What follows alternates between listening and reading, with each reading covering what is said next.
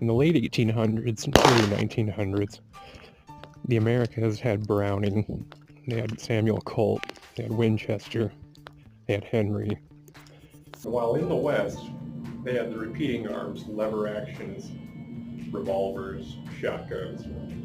Back in the old countries, you had Schmeisser, Luger, and Karl Walther. We're perfecting machine pistols, semi-automatic handguns, and weapons of war. Calibers that were more efficient, accurate, precise. Karl Walther, one of the fathers of modern firearms.